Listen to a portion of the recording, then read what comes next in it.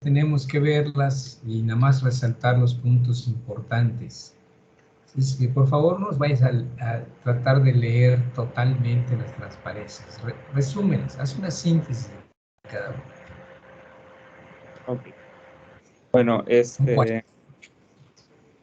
buenas tardes. Nosotros somos el siguiente equipo, conformado por Jesús Tilán, Víctor Vázquez y por su servidor, Arranca Mauro con la Carlos. primera. Ok.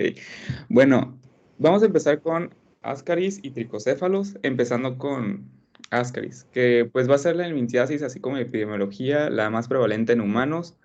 Va a ser más recurrente en áreas tropicales por las condiciones que vamos a ver más adelante que se requieren para que el huevo sea infeccioso y pueda causar como tal la parasitosis. Requiere calor húmedo, como pues realmente en nuestro estado.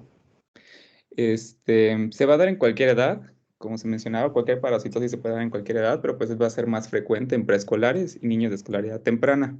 Y eso se relaciona mucho con el mecanismo de transmisión, que es mano-boca. Y pues bien sabemos que pues los niños no tienen este cuidado, ¿no? De lavarse las manos y pues todos se andan metiendo a la boca, que es normal de su edad, pero pues es por ello que pues es más frecuente en este grupo de edad. Y los adultos también se paran en los puestos ahí de cochinita, de taquitos, de canastas, etcétera y todo. Y ninguno veo yo que se lave las manos antes. Sí, Entonces, exactamente. estamos También pidiendo a puede veces, ser de esos medios. los adultos no lo hacen. Ok, adelante. Y bueno, pues como mencionaba también el doctor, también se puede transmitir por ingestión de frutas, vegetales o alimentos en general contaminados. Y bueno, hablando ya un poco más como del gusano como tal, o el parásito, pues la vida media del adulto pues va a ser entre 12 a 18 meses, o sea, un año hasta un año y medio. Y pues ya como en la longitud que puede llegar a medir, especialmente las hembras, pueden llegar a medir hasta 30 centímetros. Y pues en las imágenes pues es más como ilustración de cómo pues se ve la diferencia entre hembra y macho y pues el huevo característico de las caries. Esta es la imagen que nos tenemos que aprender porque la microscópica no vamos a ser químicos de laboratorio. En realidad, siempre he sido enemigo de la imagen microscópica en lo personal. Si alguien la quiere conocer, pues qué bueno, pero no la tenemos que aprender. La que tenemos que aprender es la del fideo grueso. La imagen es la de un fideo grueso, amarillo, o la que a ustedes les representa que se las puede explicar el familiar al momento de decir expulsó. A veces se los lleva. Esa imagen es la que tenemos que grabarnos porque a veces nos lo traen. Mire, expulsó esto mi niño. Te traen en un frasquito este gusanito. Entonces tú tienes que saber reconocerlo. Y en otras ocasiones, incluso medio anacarado. Aquí está muy amarillo la imagen, pero a veces está hasta medio anacarado. ¿Ok? Y esa es la imagen. O esa es la que le debemos describir a la familia, ¿verdad? Expulsó, ¿cómo era lo que expulsó? Se parecía a un fideo amarillo, grueso, etcétera, etcétera. Para que sepamos. Ok, la siguiente. Y bueno, de la patogenia, pues así de forma No. rápida, pues sabemos que pues debe empezar Ah, con la excreción de los huevos en las heces fecales y pues ya el humano va a ser el que va a ingerir estos huevos, pero muy importante mencionar que cuando los huevos son excretados en las heces no van a estar fertilizados, por ende no van a ser infecciosos, sino que debe llevar un proceso de maduración, un proceso en el que se vuelvan infecciosos estos huevos en el ambiente que, como mencioné, requiere en condiciones ambientales específicas como el calor y la humedad. Entonces ya al paso de unos días o incluso semanas se vuelve infeccioso y es ahí cuando el ser humano ya entra en el ciclo y es que los ingiere. Pues de forma rápida, pues los huevos se ingieren, el intestino delgado es cuando se rompen y liberan unas larvas. Estas larvas luego cruzan o penetran la pared intestinal y migran por toda la circulación intestinal portal, hasta finalmente llegar a la circulación sistémica, donde llegan a los pulmones y en todo este recorrido es que van madurando, sino que van creciendo y van alcanzando su forma adulta. Ya cuando llegan a los pulmones, cruzan las paredes alveolares y suben por el árbol bronquial hasta llegar a las fauces o área bucofaringea y de ahí son deglutidas y vuelven a ingresar al sistema digestivo donde ya llegan al intestino en forma adulta. Entonces es como un proceso de maduración que llevan por todo este recorrido que llevan. Ok, no los tragamos dos veces. Primero como bebecillos embrionados y luego como larvas. Ok, pero lo tragamos dos veces. Eso es lo que tengan en cuenta. Y la Exactamente. parte importante es ese paso por el pulmón porque puede ser sintomático.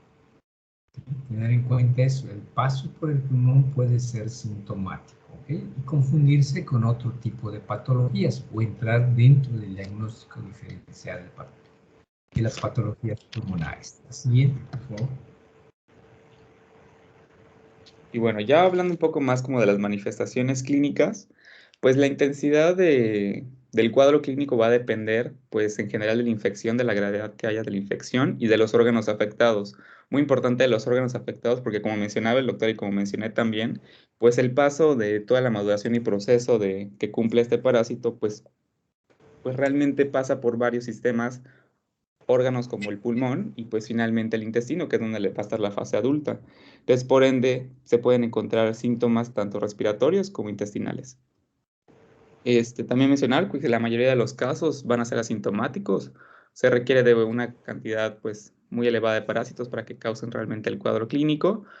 Y pues como tal en la fase migratoria pulmonar pues se puede presentar un cuadro de tos, de fiebre, de disnea, hemoptisis, sibilancias, urticaria por sensibilización e infiltrados pulmonares, porque también cabe mencionar que la ascaris va a tener un aumento de eosinófilos en sangre periférica que puede incluso provocar o presentar un cuadro de neumonitis eosinofílica o lo que se conoce como síndrome de Loeffler, que se caracteriza por infiltración pulmonar, por eosinófilos periféricos y por un cuadro respiratorio.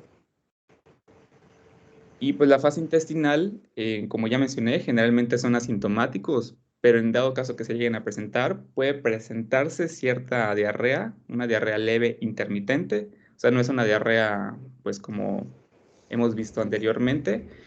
Se puede presentar dolor abdominal tipo cólico en epigastrio, náuseas, incluso vómitos. Y pues muy importante también recalcar las complicaciones que pueden presentarse por una infección a gran escala o masiva, como es una enfermedad pulmonar, la obstrucción intestinal, obstrucción biliar, obstrucción pancreática que pueden conducir a una colecistitis, una pancreatitis, incluso una apendicitis, peritonitis o una invaginación intestinal. Migran. Es decir, cuando tienen una migración retrógrada se pueden meter a los conductos superiores, que es por eso dan ese problema, ¿verdad? Atorarse en los conductos superiores. Ok, y sucede esto. Cuando son una gran cantidad que hacen una pelota, pueden causar obstrucción intestinal, ¿verdad? O la misma migración a apoyar la posibilidad de que se invagine el paciente. Sí quiero aclarar eso, es extraordinariamente raro que haya la diarrea como parte de la manifestación de una ascariasis. Como bien dijeron, ¿verdad? Generalmente o son asintomáticos o dan síntomas cuando ya tienen una de las complicaciones. Si por sí sola la presencia de 10 o de 20 ascaris no te van a dar ni dolor abdominal, ni diarrea intermitente, ni náuseas, ni vómitos. ¿Okay? Los puedes tener allá mucho tiempo. ¿Ok? Adelante. Y bueno, ya el diagnóstico y el tratamiento, pues el diagnóstico, como vamos a ver en muchas de las demás parasitosis más adelante, pues se va a basar en un examen microscópico de heces. En este examen microscópico, pues lo que se pretende buscar, pues es los huevos excretados de las ascaris y pues por la elevada cantidad que, creo no lo mencioné, pero una hembra puede depositar hasta 200,000 huevos al día, pues por esa elevada cantidad es que se hace el diagnóstico, pues al 100% de ascaris. También hay una forma de diagnóstica que no va a requerir de examen microscópico, que es como igual lo mencionó el doctor, que los padres o incluso el paciente pueda llevar el gusano o identificar ese tipo de larva gusano cuando sale por nariz, boca y o heces. Porque se puede presentar tanto en las heces, se puede, por ejemplo, si hubiera tos, se puede salir en el esputo, o incluso ya cuando es una infestación, pues muy grande, pues pueden salir por la boca o la nariz. Entonces, esa es como parte del diagnóstico también, a su vez como con el examen microscópico. Y el tratamiento, pues, se basa en estos antiparasitarios, comenzando con el albendazol, que van a ser 400 miligramos vía oral en dosis única para todas las edades. Hay otras alternativas como el mebendazol, 100 miligramos vía oral 2 veces al día durante 3 días, o incluso se menciona en el Nelson una dosis única de 500 miligramos vía oral, también para todas las edades. Ivermectina, 150-200 microgramos por kilo vía oral en una dosis. Y se mencionaba también en el Nelson un tratamiento de elección cuando hay un caso de obstrucción intestinal o biliar con citrato de piperacina, que se administra como jarabe por sonda nasogástrica, y también existe la posibilidad de una cirugía cuando la obstrucción pues, es demasiado grave. Ok, aquí sí queremos recalcar este punto importante, ¿verdad? En una escariasis común tenemos 3 alternativas de medicamento, pero cuando se trata de obstrucción intestinal, están contraindicadas por sus diferentes mecanismos de acción que favorecen la migración errática. Es decir, esto de que en lugar de irse hacia abajo, se vayan hacia arriba, porque buscan una salida, porque les altera el sistema nervioso el uso de esos medicamentos. Entonces hay que usar unos que las paralizan en forma flácida, como si yo tuviera una poliomielitis. ¿Okay? Vamos a decir así generalizada, o un Guillain-Barré generalizado, que quedan paralíticos, ¿okay? Completamente. Entonces, esto es lo que hace el citrato de piperacina. En los casos en que hay obstrucción intestinal, este es exclusivamente el que está autorizado a utilizar. Y si es grave o no responde a él, pues es inmediatamente la cirugía. ¿Ok? Tener en cuenta esto. Adelante, la siguiente.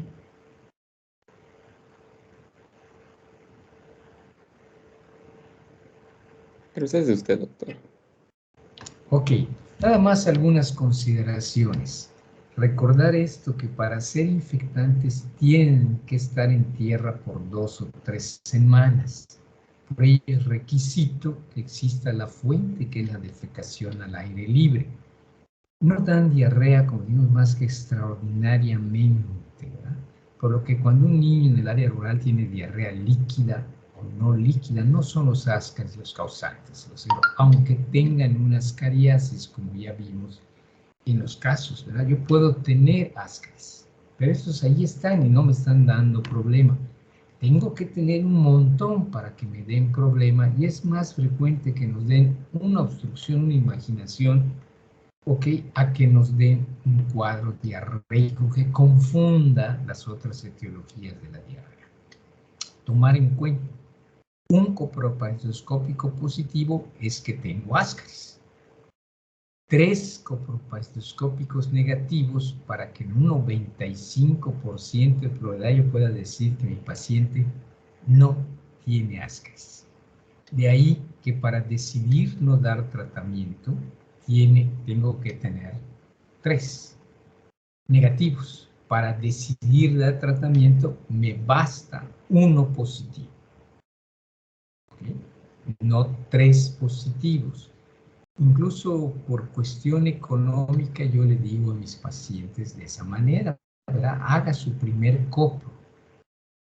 Es que me dijeron que tiene que ser una serie de 3. No, haga usted 1. Si ese sale positivo, no necesitamos más. Si sale negativo, se hace un segundo. Si el segundo sale positivo, no necesitamos más. Si un segundo sale positivo, lleve el tercero. Si el tercero sale positivo, ahí ya está. Y si el tercero sale negativo, pues entonces no tiene. ¿Ok? ¿Por qué? Porque si tiene muy poquitos, o tiene una nada más, o no tiene la pareja, a lo mejor tiene 2 o 3 y todos son machos. O tiene 2 o 3 y todos son hembras. Pues no hay producción de gran cantidad de huevecillos como para que salga positivo desde el primero. ¿Sí? Por eso puede dar positivo hasta el tercero. Por eso decimos, 1 positivo tienes. 3 negativos para decir que no tienes.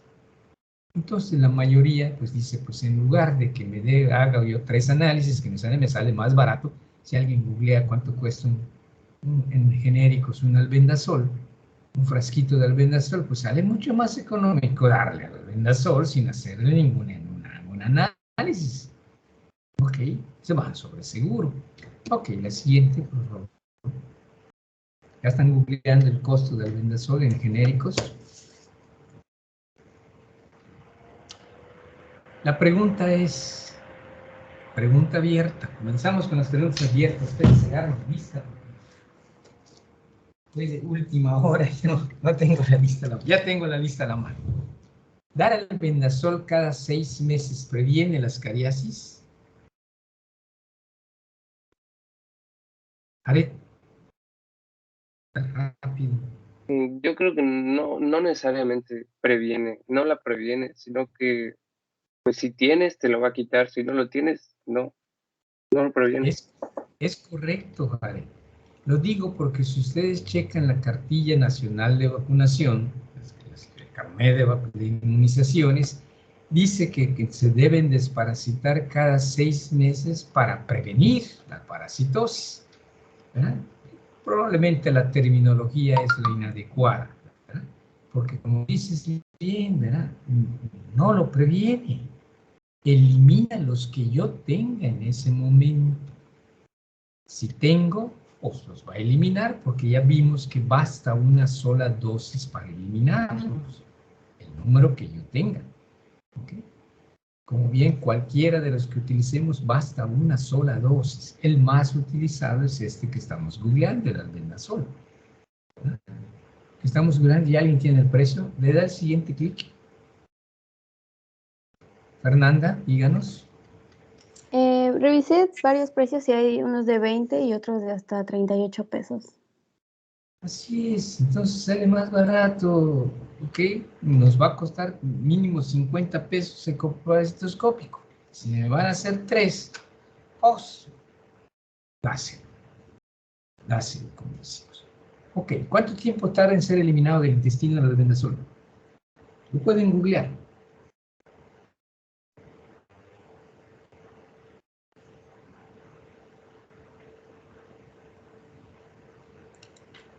Tilán, dime.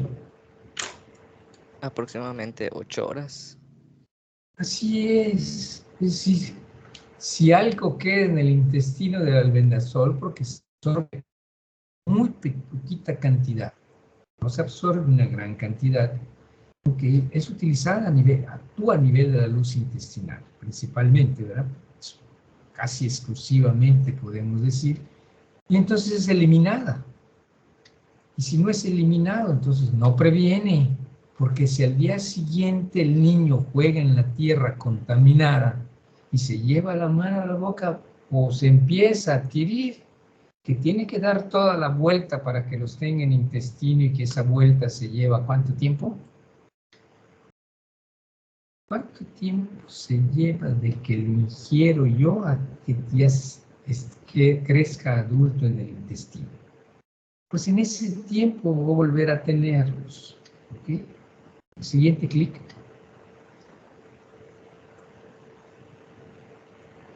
Por lo tanto, no previene las cariasis. Pregunto entonces, ¿cuál es el método perfecto para prevenir las cariasis?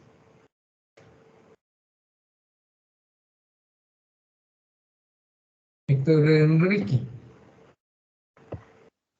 La higiene.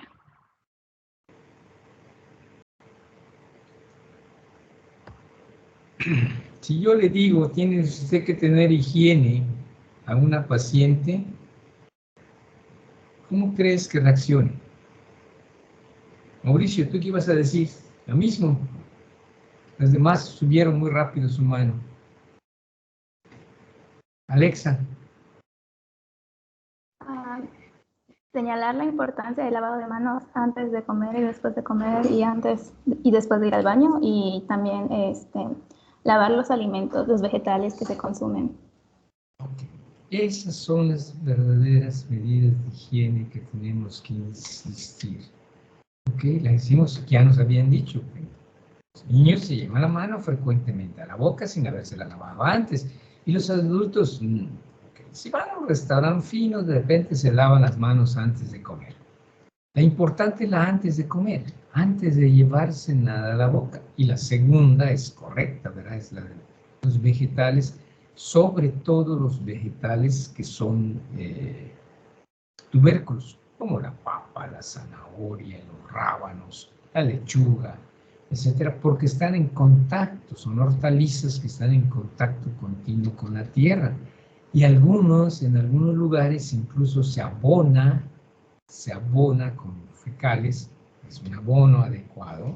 Las fecales se usan la fecal como abono para la tierra. Entonces, ese es lo primordial. Así, siguiente clic, vaya dándole clic. Creo que sería para evitar que sea masiva y puedan ocurrir las complicaciones. Es decir, a más yo tenga, más probabilidad de que se presente ese listado de complicaciones que nos mencionaron. Entonces, estoy eliminando para evitar que yo me complique, no para prevenir o para prevenir complicaciones. Así sería. La siguiente, otro clic. ¿Tendría utilidad dar a los niños de las grandes urbes, como Mérida?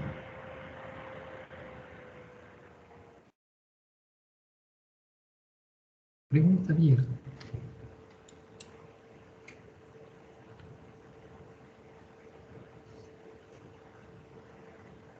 Porque no sé. Andrés. O sería solo en los lugares donde haya defecación al aire libre. Así debería ser, porque les aseguro, nos estamos gastando una millonada dándole cada 6 meses esto en las instituciones públicas a todos los niños, sin importar las condiciones sanitarias que tengan, a todos los niños aquí de la ciudad, ya incluso de las casas modernas donde ya ni patio hay, o no juegan donde hay tierra. Todas tienen inodoro, o el 90%, 95% tiene inodoro, ¿ok?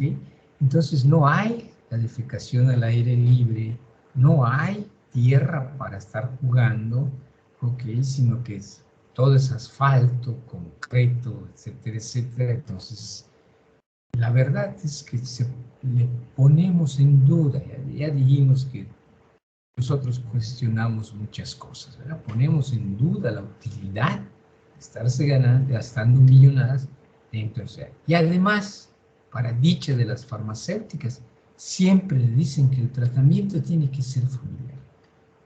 Es seguro, tengo 70 años de edad y lo menos tengo 60 que no recuerdo en mi memoria haber tomado un antiparasitario. Antes de los 60 los desparasitaban, y no con estas que hay ahora, con aceite de resino para que las provocaba unos dolores y unas diarreas fabulosas.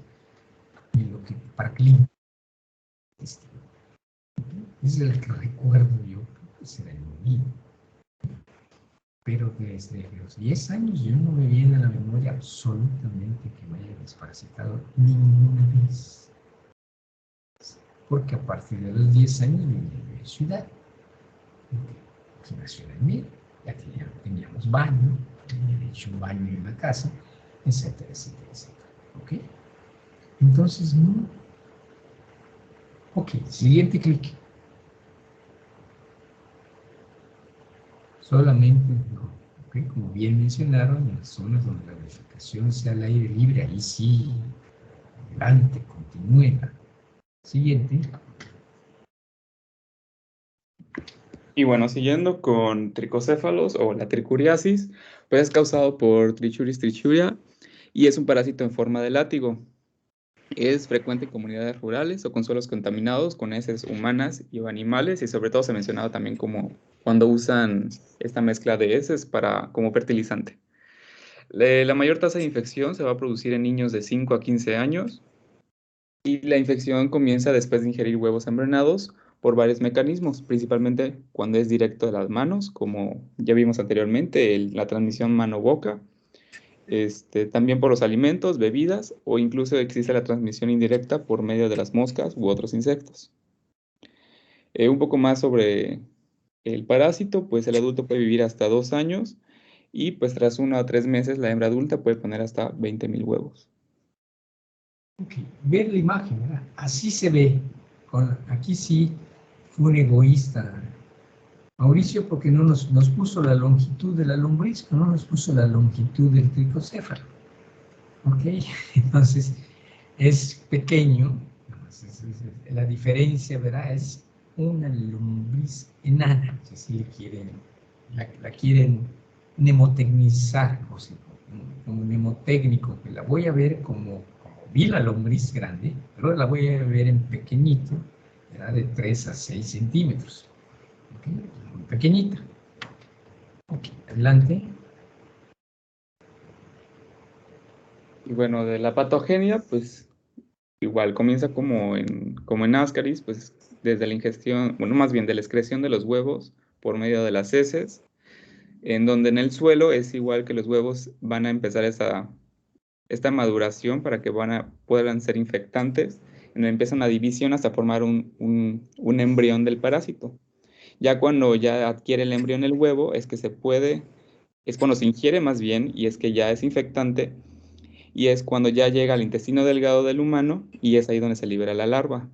Y la larva madura por todo el intestino delgado hasta llegar al lugar donde normalmente encontramos la forma adulta de este parásito, que es en el ciego y el colon ascendente. Y ya aquí es donde causa obviamente, pues de forma adulta es donde pues, causa los problemas, que es por la infiltración en la mucosa, que provoca edema e inflamación. Siguiente. Bueno, del cuadro clínico, las manifestaciones clínicas, pues también depende de la intensidad de la infección. Al igual que Ascaris, normalmente la mayoría son asintomáticos, pero cuando se presenta un cuadro clínico, se puede presentar una disentería crónica, prolapso rectal, anemia y en general una insuficiencia del desarrollo con retraso del crecimiento pues por los mecanismos del parásito, ¿no? De lo que provoca. Mencionar que no hay eosinofilia significativa como en la Ascaris, la eosinofilia periférica, y el diagnóstico es de la misma forma, el examen microscópico de heces, donde vamos a observar los huevos característicos de la Trichuris trichuria, que son en forma de tónel o forma de barril, que pues ahí vemos la imagen, que pues tienen esa semejanza con un barril. No vamos a estar viendo cacas en el microscopio. Los médicos vemos los gusanos. Ok, siguiente. No insistan tanto. Okay. Conozcan. Y bueno, del Si tratamiento, perdón. Si un maldito lo pone en su examen, yo quito la pregunta. No van a estar viendo el microscopio nada. Ok, adelante. Bueno, Perdón. el tratamiento pues es muy parecido al de Ascaris, va a ser a base de albendazol, con opciones de mebendazol o ivermectina. El albendazol son 400 miligramos vía oral una vez al día por 3 días para todas las edades. Es el tratamiento de elección y tiene una tasa de curación del 70 al 90%. El mebendazol igual 100 miligramos vía oral 2 veces al día durante 3 días. Y la ivermectina 200 microgramos por kilo vía oral por 3 días. Y el Nelson mencionaba un tratamiento combinado con palmoato de oxantel más albendazol para aumentar la tasa de curación, pero pues se mencionaba también pues que el tratamiento de elección sigue siendo albendazol. Ok, una pregunta abierta, no le cambies. Una dosis de albendazol entonces previene la enfermedad.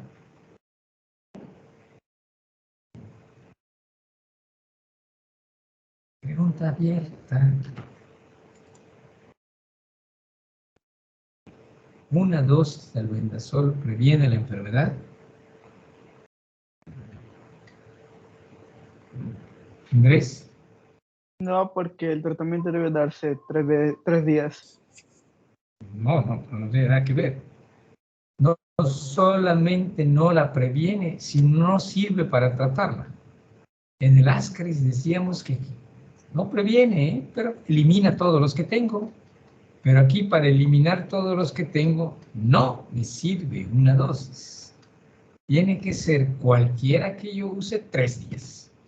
Nada más para que vean cómo estamos tirándolo. Porque si el niño tiene tricocéfalos, pues no le has dado el tratamiento. Ni preveniste, ni le diste tratamiento. Con una sola dosis. La siguiente, por favor.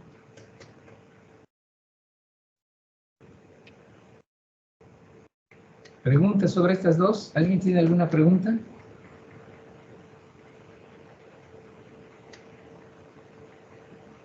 Ok, adelante entonces. Mauricio, dime. Yo sí tengo una pregunta sobre, bueno, más que nada sobre algo que mencionó hace rato sobre los desparasitantes.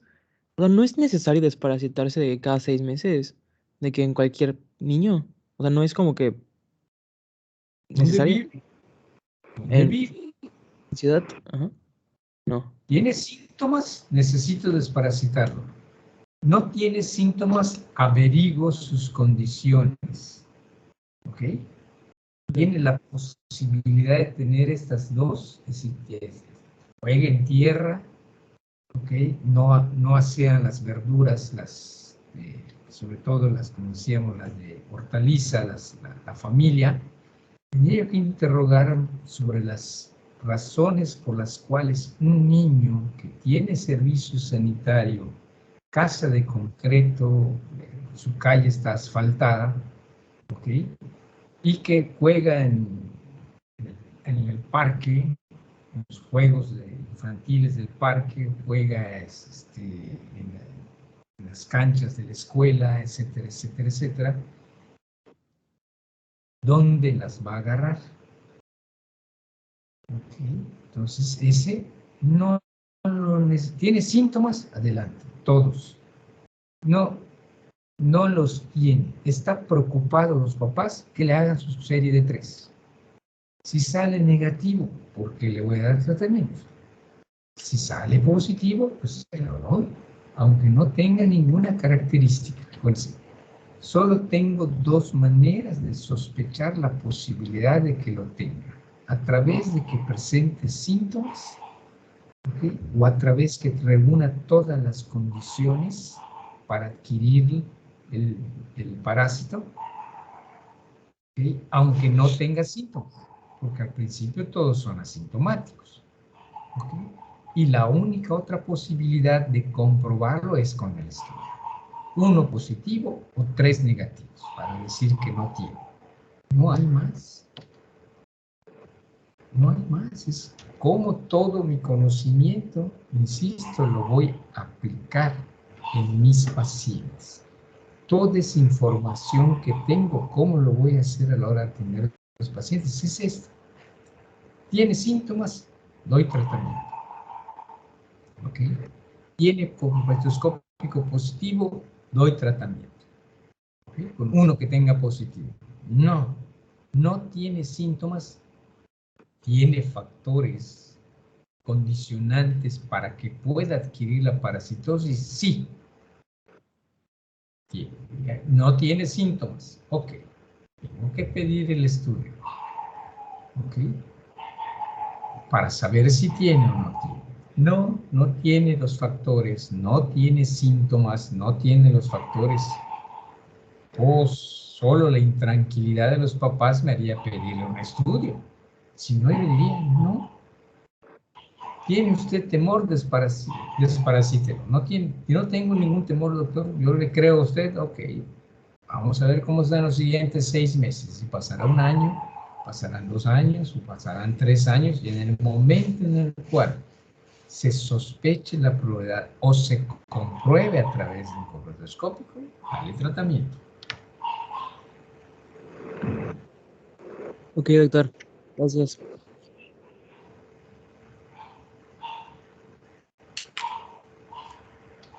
Alexa. Respecto a las caries a nivel, perdón, a nivel pulmonar, se debe dar, el tratamiento que se debería dar es sintomático.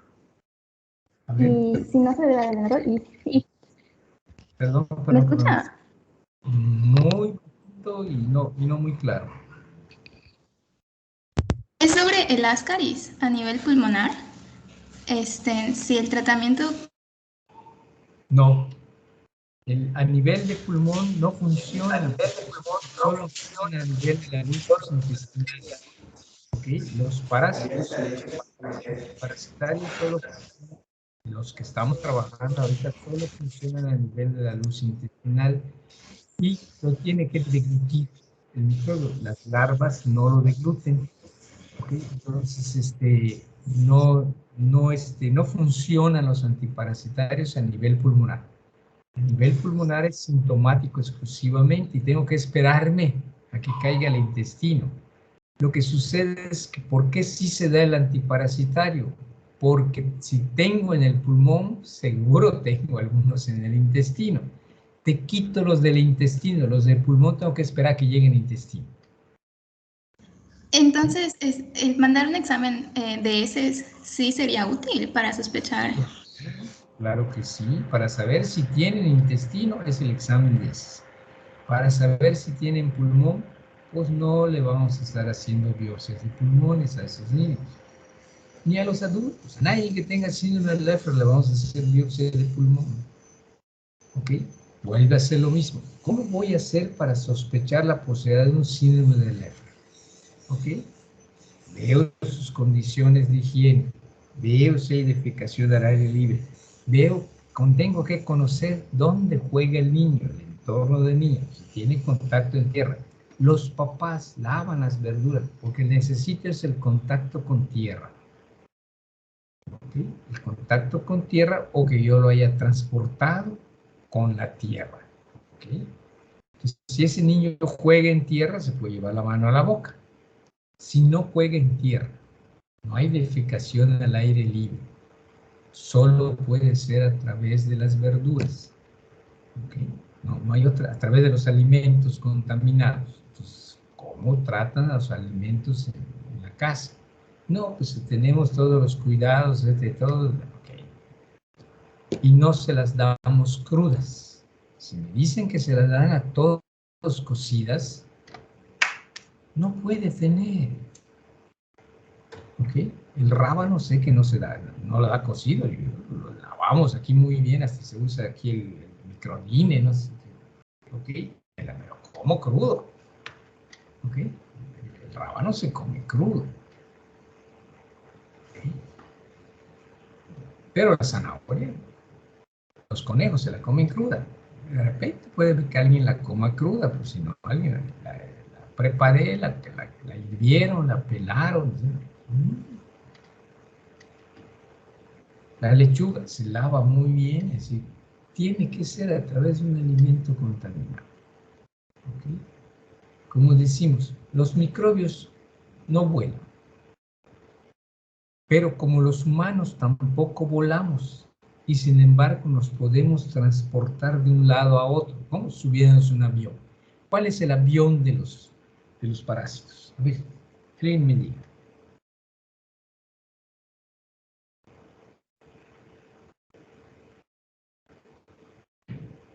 ¿Cuál es el avión de los parásitos?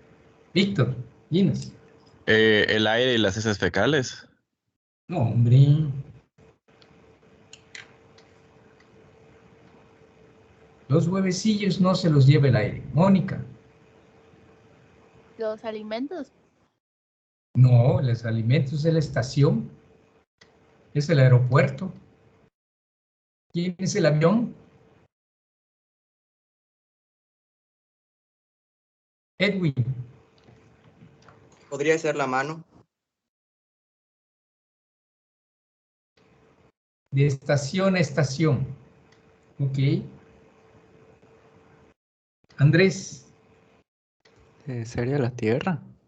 No, hombre, la Tierra es estación. La Tierra está en el suelo.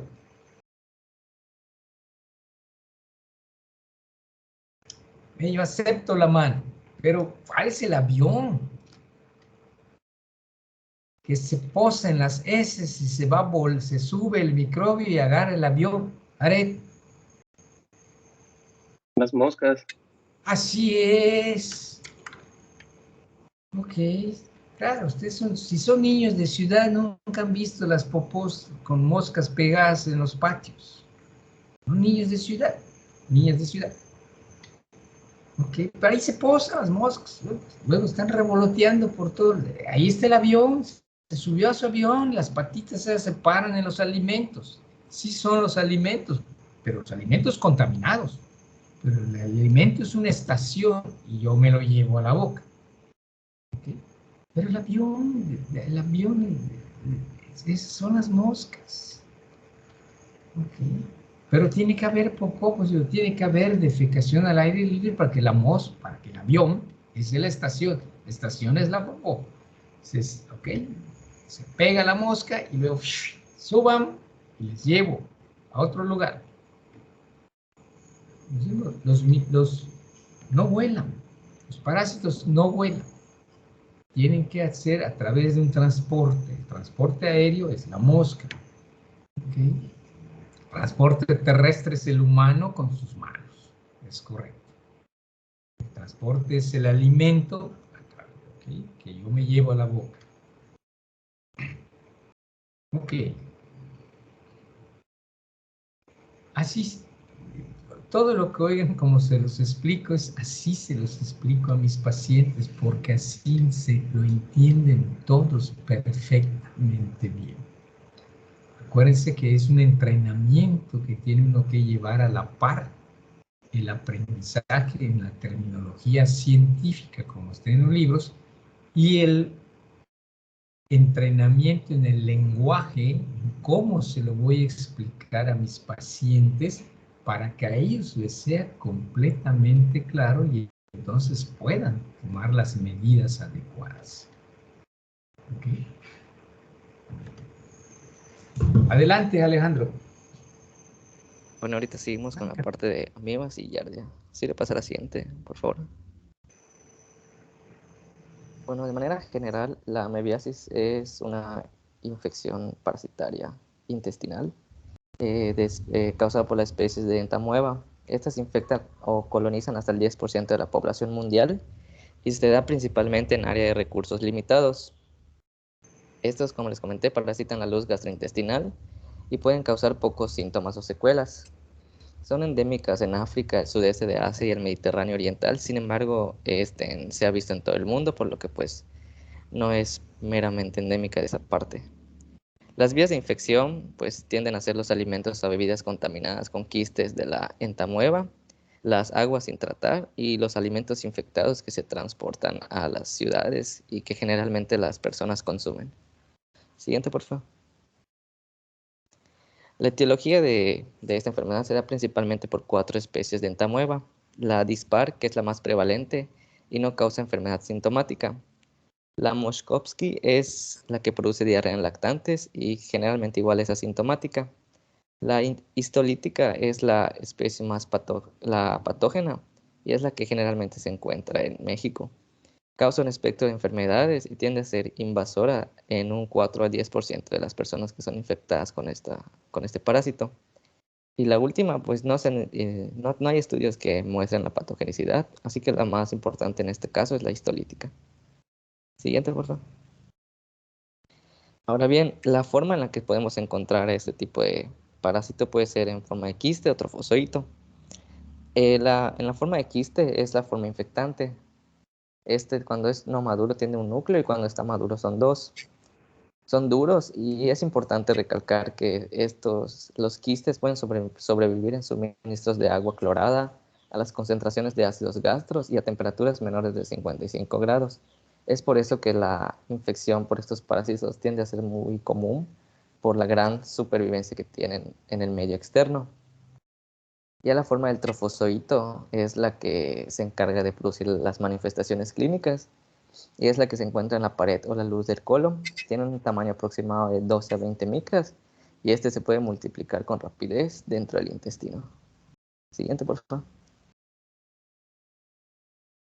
Ahora bien, el ciclo de vida de esta enfermedad es como generalmente en todas las parasitarias y se inicia con la ingestión de los quistes maduros. De los quistes eclosiona el trofozoito y el trofozoito, pues como les mencioné, tiende a ser resistente a los ácidos clorhídricos del jugo gástrico, por lo que tiende a eclosionar en el intestino delgado o incluso en el intestino grueso, donde en el intestino grueso causan todas las manifestaciones de la enfermedad. Los trofozoitos se pueden multiplicar o a su vez pueden producir millones de quistes que van a ser excretados en las heces. En dado caso de que los trofozoitos se multipliquen, pues ellos van a ser los encargados de producir las manifestaciones clínicas o incluso migrar hacia otros órganos como el hígado, los pulmones y en menor caso el cerebro o el aparato urogenital. pero se menciona que el hospedador humano puede liberar hasta 45 millones de quistes al día. Por eso que es grande la manera en que se reproduce el trofozoito. Siguiente, por favor. Ahora bien, de manera general, el trofozoito, una vez de que se adhiere en el colon, pues empieza como que a matar a las células del epitelio colónico. Cuando estas células están expuestas, pues los trofozoitos las penetran, se adhieren y empiezan a destruir las células por citólisis o apoptosis. Esa destrucción de las células del epitelio colónico produce la úlcera en forma de matraz que es característico de esta enfermedad. Y como les comenté, estos trofozoitos pueden migrar a partes que no son del aparato gastrointestinal y pues ya producir las manifestaciones de acuerdo al sitio donde estén, pero pues ya eso es enfermedades crónicas o ya en enfermedades que son muy extensas. Siguiente, por favor. Ahora bien, las manifestaciones clínicas de esta enfermedad son tres: la forma diarreica o disentérica, la colitis amebiana y el absceso hepático. La forma diarreica es la más común y es la por la que las pacientes generalmente acuden a consulta. Esta se caracteriza por evacuaciones mucosanguinolentas, de escasa materia fecal, con dolor cólico abdominal, puede haber pujo, tenesmo e incluso las formas leves a moderadas tienden a ser afebriles. Ya las formas graves pueden presentar localizaciones extraintestinales y las complicaciones que se pueden presentar son la deshidratación, el desequilibrio ácido-base, la neumonía o ya la septicemia. En la colitis amebiana, se presenta aproximadamente a las 2 semanas de la infección, incluso puede ser de forma diferida, hasta meses después de que se haya infectado, depende del tiempo de eclosión de los huevos.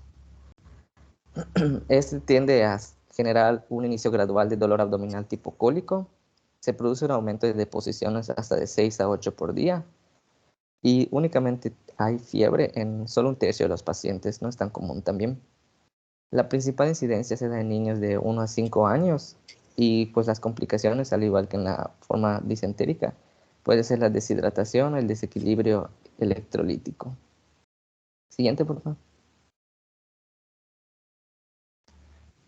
Ya el absceso amebiano hepático es la complicación más grave. Eso se da cuando la infección ya ha diseminado por el hígado. Aunque el Nelson menciona que es poco frecuente en niños, no se descarta la posibilidad de que llegue a ocurrir, ya que la incidencia ocurre en menos de 1% de los niños que son infectados por la entamueba. Tiende a aparecer meses o años después de la infección, eso ya es como que más crónico, en el que el paciente cursa de manera asintomática y pues no hay las manifestaciones como tal. Por lo tanto, el trofozoito tiende a vivir de manera libre y hacer lo que quiere ahí, pues ya prácticamente después de todo lo que hizo se va al hígado y es donde empieza a producir las manifestaciones del absceso amebiano. Cuando se presenta en los niños, el fiebre va a ser el signo clave. Cuando puede presentarse el cuadro disentérico y pues a la vez igual se puede presentar el absceso, pero cuando se sospeche de eso... Fíjate, Víctor, no coinciden. Nunca coincide el cuadro disentérico con el cuadro de absceso hepático amebiano. Esa es la característica precisamente que acabas de mencionar. Aparece meses o años después de la forma aguda intestinal. ¿Okay? Si tengo disentería o colitis amebiana, seguro no tiene absceso hepático. Por eso es poco frecuente en niños. ¿Okay? Porque en los niños ocurren más frecuentemente las otras dos formas. Y años después o meses después, entonces si yo tuve una amibiasis aguda, una amibiasis disentérica o una colitis amebiana, entonces es el antecedente. Tengo un paciente con fiebre elevada. Y fiebre elevada, pues todo el mundo va a pensar que es algo bacteriano. ¿Okay? Pero ya dijimos que la fiebre elevada no es característica de las bacterias, o no es exclusiva de ellas. ¿ok? Y aquí vamos a ver un parásito que cuando está en hígado da fiebres elevadas. Y ya vimos que incluso en los niños pequeños, un 30%, una tercera parte, un tercio de los niños puede tener fiebre. Por eso decíamos, espérate, tiene fiebre elevada, mi primera probabilidad es que sea bacteriana, ¿ok? Mi segunda probabilidad es que sea amiba, ¿ok? Aunque tenga evacuaciones con sangre, decimos. Igual acá, tiene fiebre elevada, tiene fiebre no tan elevada, mi primera probabilidad es que sea hepatitis. Tiene fiebre elevada, cuidado, hay abscesos piógenos, es decir, abscesos bacterianos, en hígado hay hepatitis bacteriana y hay hepatitis amibiana. Y entonces tengo que, la fiebre no me sirve para diferenciar estas de si es hepatitis, pero me sirve el antecedente. He tenido un episodio de amibiasis previa. Yo puedo tener absceso hepático amibiano. El que yo no haya tenido el cuadro clínico no quiere decir que no lo pueda tener, porque acuérdense, puedo estar como portador asintomático, no tener un cuadro agudo y luego presentarse a nivel de hígado. Pero es lo menos frecuente. En niños, como decíamos, este es raro porque generalmente hay un cuadro de colitis amibiana previo. Primero, es el más frecuente. ¿Okay? Y meses o años después, que es generalmente cuando lo vemos en niños, igual son en niños de más de 6, 7, 8 o hasta 10 años. Ahí es donde los hemos visto, ¿verdad? Niños más grandecitos, porque de pequeño lo que tuvieron es amibiasis intestinal. ¿Okay? Adelante. Ok, lo había malentendido. Pero, o sea, generalmente cuando se presenta el absceso amibiano, pues ya se presenta dolor, distensión abdominal y aumento doloroso del tamaño del hígado. Ahí, igual se pueden presentar cambios en la base del pulmón derecho, la elevación del diafragma y atelectasia o derrame, pero esos son ya en casos más graves y no tiende a ser tan común, pero pues igual por la cercanía tiende a ser algo característico. Ahora viene el diagnóstico y el diagnóstico diferencial. Pues principalmente el diagnóstico es de presunción, cuando el paciente se presenta con evacuaciones mucosanguinolentas y no tiene fiebre. Esto se corrobora con observación de trofocitos en el moco fecal. Sin embargo, hay otros métodos de diagnóstico como es la PCR, la endoscopía rectal, datos radiológicos y ultrasonografía, pero pues generalmente con el diagnóstico de presunción y de los trofocitos es más que suficiente para hacer el diagnóstico. Y ahora bien, el diagnóstico diferencial de colitis amibiana se puede hacer con colitis bacterianas, micobacterianas y víricas, así como causas no infecciosas que pueden producirla. Y ya para el absceso hepático se debe sospechar de otras enfermedades dependiendo del cuadro clínico, como lo puede ser el absceso piógeno del hígado, secundario a una infección bacteriana, el hepatoma y el quiste hidatídico. Lo que decíamos, ¿verdad? Que hay abscesos piógenos. ¿Okay? Como da fiebre elevada, pues ese es el diagnóstico principal. ¿Cuál es la diferencia? Que el absceso piógeno nunca es único. Siempre son varios. Así como la neumonía de focos múltiples que decíamos del estafilococo, pues podemos decir que son múltiples abscesos, son varios abscesitos que se diseminan en el hígado. Y generalmente el absceso hepático amibiano es único. Puedes ocupar hasta el 50% del hígado si tú quieres, pero es único, es uno solo, ¿verdad? Que varía en cuestión de tamaños. Entonces el diagnóstico, el apoyo de un estudio de imagen ayuda muchísimo en la diferenciación entre el piógeno y el amibiano. Adelante. Bueno, ahora el tratamiento, el Nelson maneja que se puede dar metronidazol, tinidazol, seguido por una amebicida luminal. Sin embargo, creo que en México únicamente se cuenta con el metronidazol. El tinidazol no es tan común de encontrar, aunque pues es lo recomendado porque dice que tiende a ser, la dosis tiende a ser menos, o sea, los días tienden a ser menos y tiende a generar menos efectos secundarios que el metronidazol, pero dada la ausencia de este, pues lo recomendable es usar el metronidazol a una dosis de 30 a 50 miligramos por kilogramo al día, dividido en 3 dosis por 7 a 10 días. Se toma generalmente los 10 días para tener un esquema de 30 días junto con el amebicida luminal, o sea, se sugiere la paramomicina, furoato de diloxanida o el yodoquinol, pero creo que el que está disponible acá es el yodoquinol, el Así de es. 30 a 40 Es correcto. miligramos por kilogramo al día. Ambas aseveraciones son correctas, Jesús. Es correcto, ¿verdad? El que tenemos en México a disposición y en cualquier, prácticamente en cualquier lugar del país y del estado de Yucatán, es el metronidazol. Ese es el que está en los cuadros básicos y es el más común.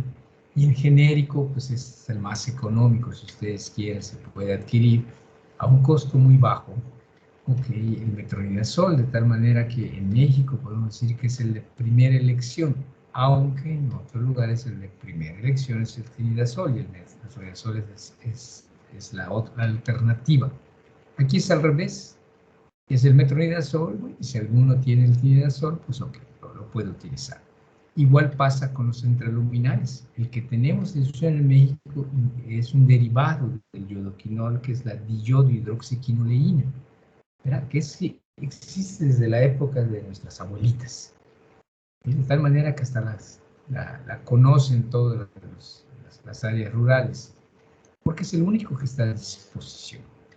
Es tener en cuenta eso, ¿verdad? Que es el nombre de la sal, como la tenemos en México, es diyodhidroxiquinoleína, que es un derivado del yodoquinol. No tenemos ni siquiera el yodoquinol como tal. El fluorato de diloxanida, los estudios demostraron que era muy excelente para los quistes, los destruía muy rápidamente, pero tampoco lo tenemos a disposición. En Estados Unidos sí, por eso lo tiene el Nelson, pero nosotros nunca llegó a México. Es fluorato de diloxanida, no es el que sí llegó a México, que es la nitazoxanida, que según yo es la menos eficaz de todas, pero que se ha demostrado que puede funcionar, que es la que llega, pero no tiene nada que ver con el fluorato de diloxanida. Ese sí es altamente eficaz. No confundirlos, se parecen en el nombre, pero no son lo mismo. La siguiente. Bueno, solo Entonces, para decirlo, aparte de que también para las personas asintomáticas se le debe de dar tratamiento, generalmente con el yodoquinol, porque pues los quistes son altamente infecciosos y tienden a causar enfermedades, o sea, diseminarse de manera fácil, por eso se debe de tratar a las personas asintomáticas también. es correcto. Entonces, el paciente sintomático el tratamiento completo deben ser 30 días. Y este metronidazol y 20. Y el paciente asintomático, los 20 días. ¿Ok? Es un tratamiento prolongado. La mayoría da solo la primera parte, da el metronidazol, ¿okay? Y no elimina los quistes. Entonces puede suceder que nuestro paciente venga 2 o 3 veces por amibiasis aguda. ¿Okay? Que es muy bueno para el médico porque ya aseguró más consultas. Pero para los pacientes, no. Okay. Siguiente. Bueno, ahora ya pasamos con la giardiasis y pues igual de manera general es una parasitosis intestinal, es la más frecuente en México y principalmente se da en estados como Sinaloa, Yucatán y Baja California Sur. La incidencia es mayor en niños de 1 a 4 años que en adultos y la transmisión es por alimentos o agua contaminada, por animales domésticos o ganado, puede ser incluso por los gatos o los perros y puede ser de transmisión sexual oral anal y es muy prevalente en orfanatos, guarderías y centros de acogida. La etiología, al igual que la entamueba, presenta dos formas, la del quiste y la del trofozoito. Igual la del quiste es la forma infectante. Este tiene una forma redonda ovalado con 4 núcleos. Presenta en el interior restos flagelares y cuerpos mediales, que cuando ya adquieren su forma madura se convierten en los trofozoitos, que son de forma piriforme simétrica, contienen 2 núcleos y 4 pares de flagelos y presenta un axostilo, el disco suctor y cuerpos medianos. Estos son los encargados de adherirse al epitelio del intestino y causar el cuadro clínico característico. La patogenia o el ciclo de vida de la giardiasis ocurre cuando hay la ingesta de aproximadamente de 10 a 100 quistes. De cada quiste va a eclosionar 2 trofozoitos en el duodeno.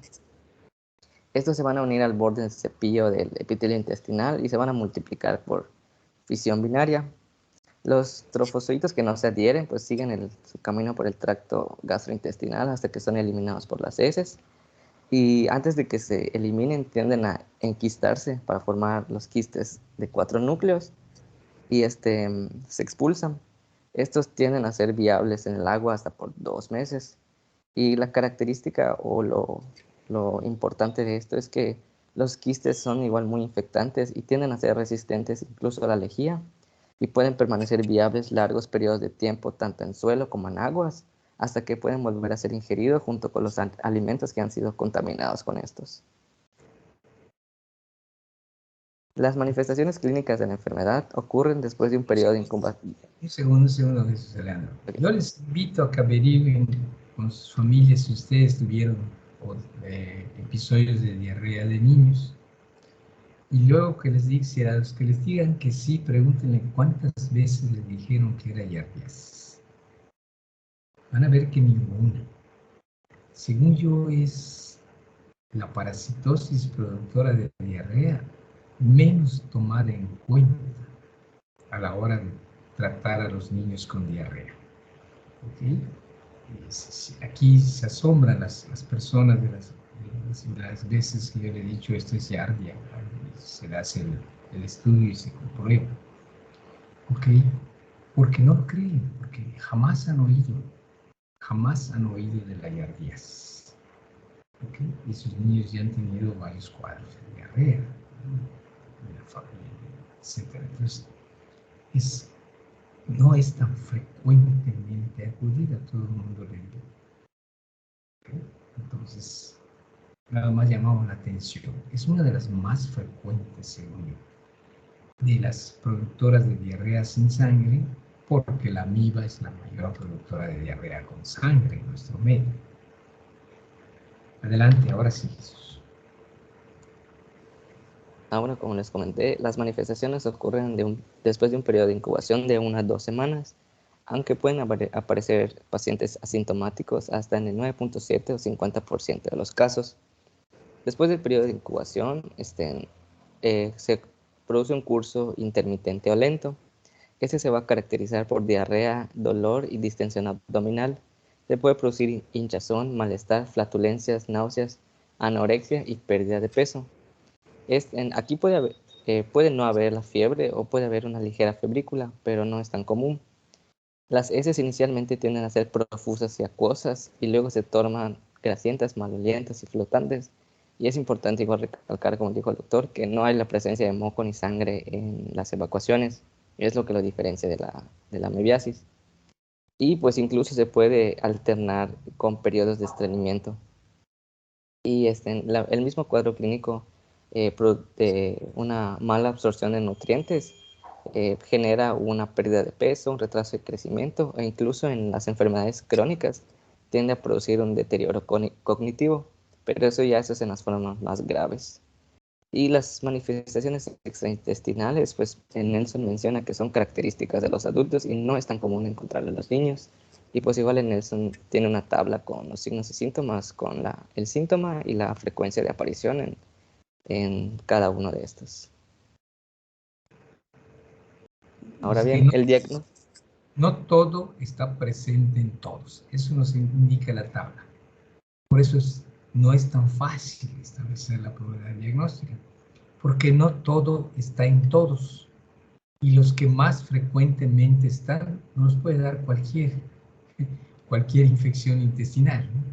Es decir, los que más frecuentemente da, que son diarrea, malestar general, debilidad, nos puede dar cualquiera, distensión abdominal, flatulencias, ok, son un poquito más, menos frecuentes en otro tipo de agentes, ¿okay? Y tienen bastante altita frecuencia en estos, pero de repente está muy baja, ¿verdad? Si solo tiene el 35%, me puede llegar un 65% sin tenerlas y no tener yo el dato suficiente clínico para poner esta como mi primera probabilidad.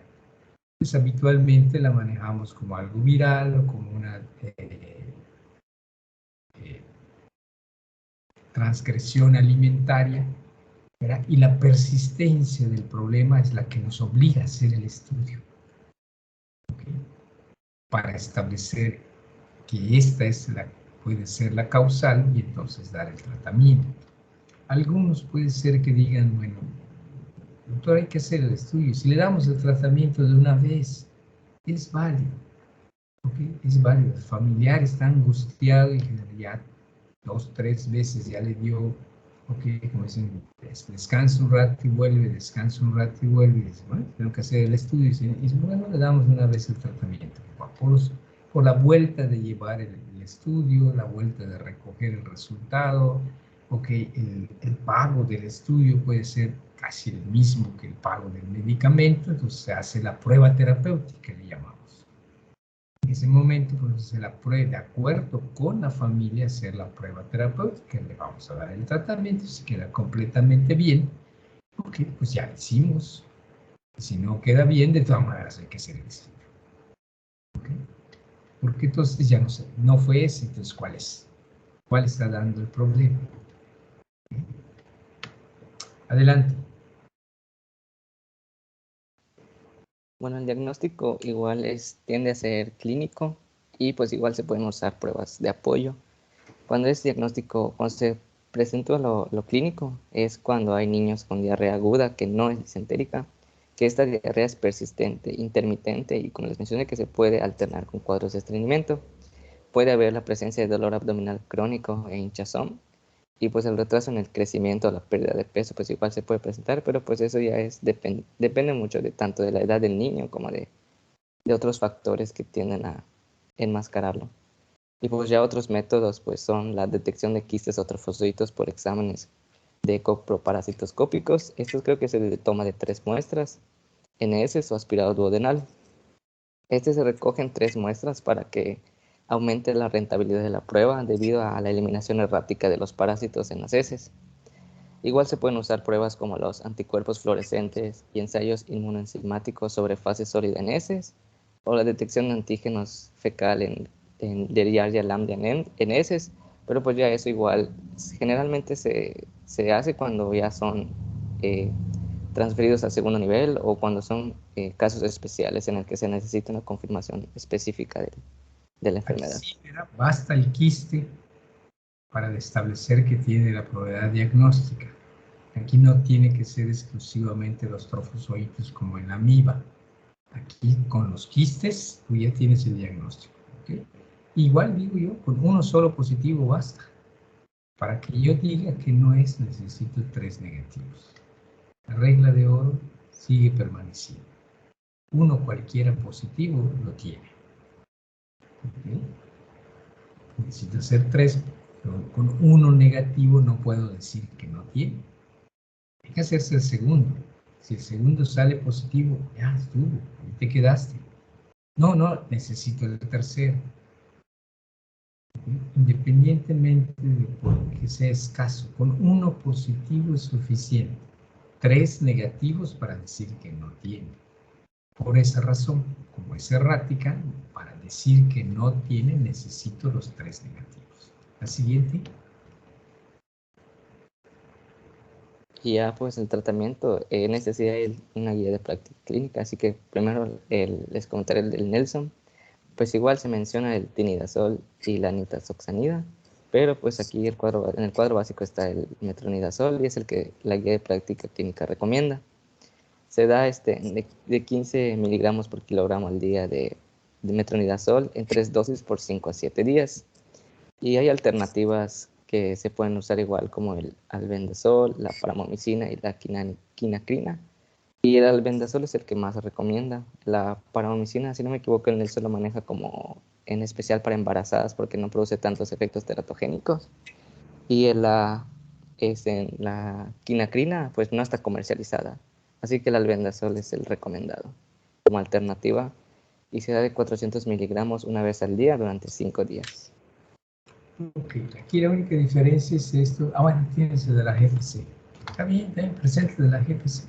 Sí, el tratamiento de la guía, pues también ellas mencionan que el metronidazol es el principal, porque puede ser que se quede en el cuadro básico, pues igual tienen como alternativas el albendazol y otros fármacos, pero principalmente el metronidazol es el que recomiendan. Pero y pues ya cuando... La diferencia que hay que resaltar, el requisito es que cualquiera que yo utilice son 5 días.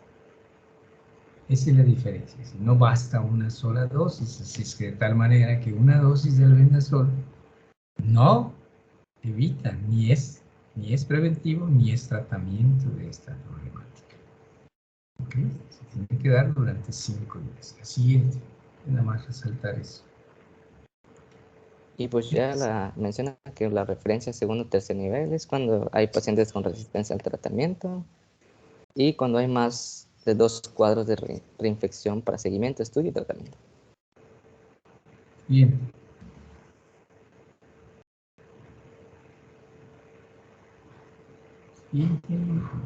Siguiente. Los quistes son resistentes al cloro de las piscinas. Por eso digo que aquí sí, aunque seas millonario, te puede dar.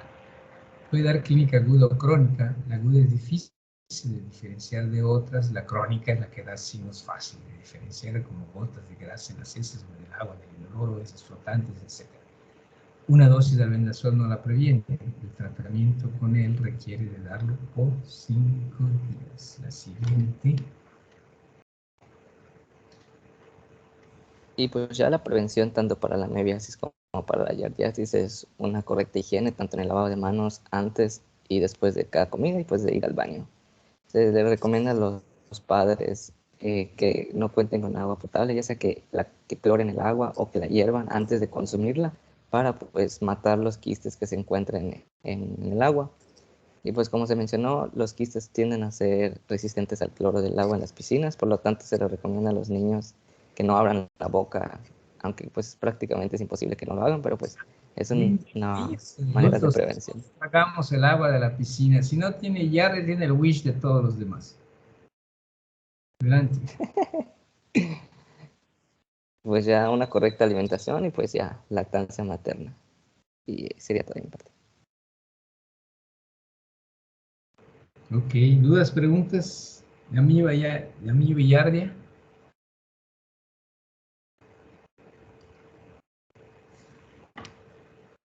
Juan José, dime. Doctor, tengo una pregunta. ¿Los exámenes con qué separación en tiempo se hacen? O sea, si dan negativo el primero y el segundo, ¿cuánto es el espacio entre examen y examen? Es uno diario. Uno diario.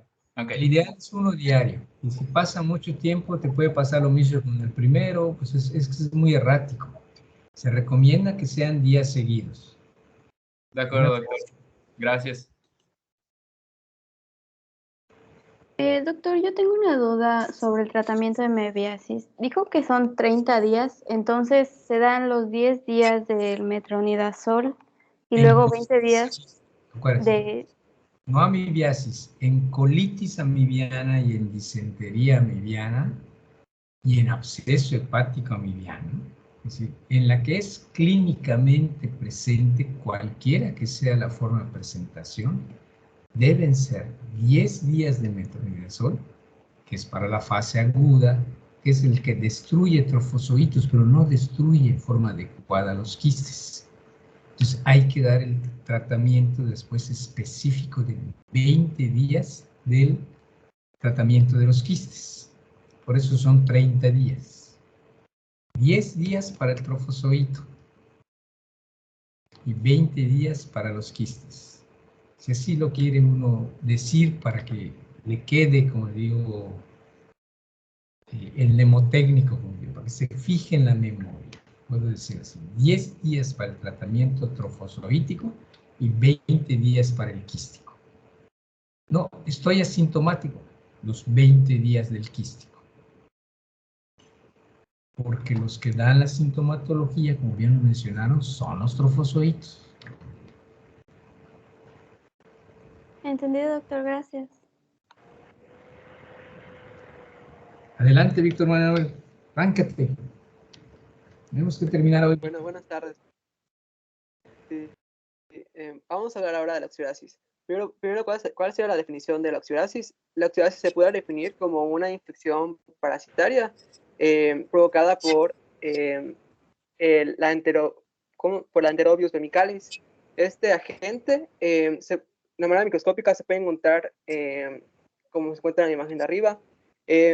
A su izquierda se encuentra la forma pregrávida y el huevo, pero eso no nos importa.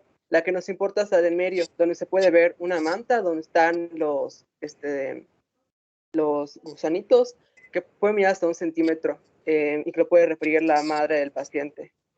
Entonces los vamos a ver como arrocitos. Miren, 1 centímetro, ahí parecen lombrices, porque no nos dicen el tamaño. No es la mejor imagen es que los voy a ver el tamaño de un arrocito. Y son blancos como el arrocito, o ligeramente amarillentos. Entonces la imagen es el arroz, un arrocito, como un arrocito. Así se va a ver. ¿Ok? El tamaño de un arroz. Adelante, la siguiente. Sí, en cuanto a la forma infectante, pues la forma infectante va a ser huevo, que está huevo fecundado. El sitio de infección va a ser el ciego, apéndice y áreas adyacentes al ilio.